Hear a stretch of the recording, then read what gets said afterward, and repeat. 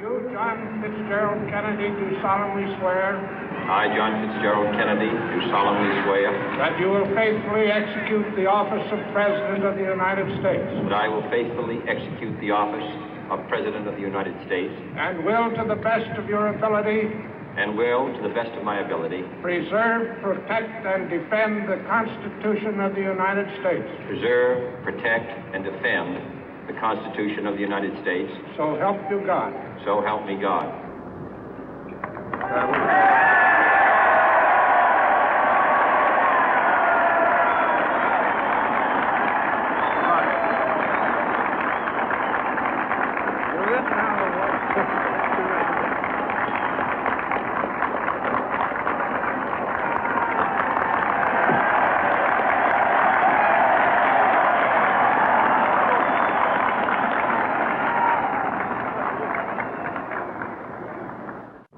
Vice President Johnson, Mr. Speaker, Mr. Chief Justice, President Eisenhower, Vice President Nixon, President Truman, Reverend clergy, fellow citizens.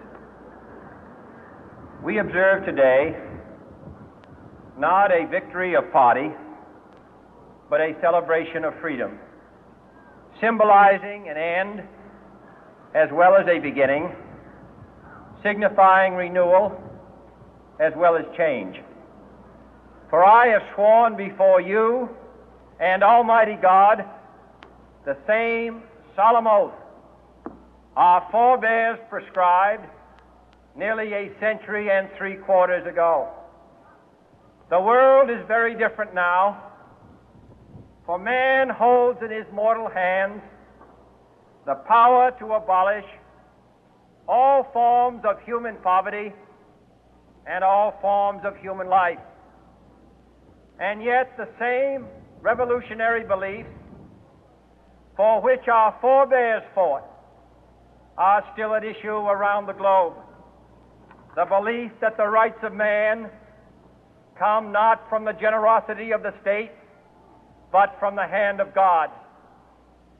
We dare not forget today that we are the heirs of that first revolution.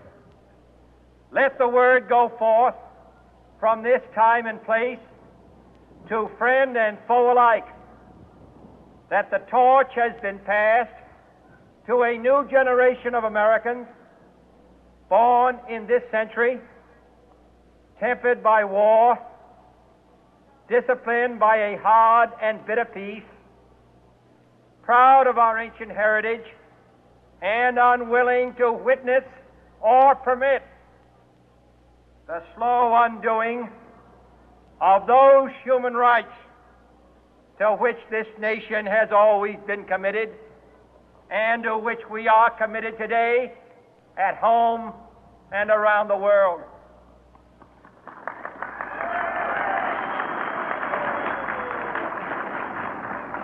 Let every nation know, whether it wishes us well or ill, that we shall pay any price, bear any burden, meet any hardship, support any friend, oppose any foe to assure the survival and the success of liberty.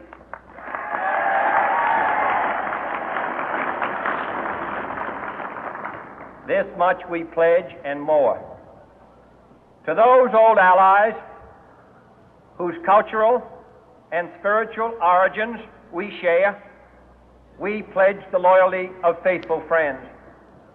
United, there is little we cannot do in a host of cooperative ventures. Divided, there is little we can do, for we dare not meet a powerful challenge at odds and split asunder. To those new states whom we welcome to the ranks of the free, we pledge our word that one form of colonial control shall not have passed away merely to be replaced by a far more iron tyranny. We shall not always expect to find them supporting our view, but we shall always hope to find them strongly supporting their own freedom, and to remember that in the past, those who foolishly sought power by riding the back of the tiger ended up inside.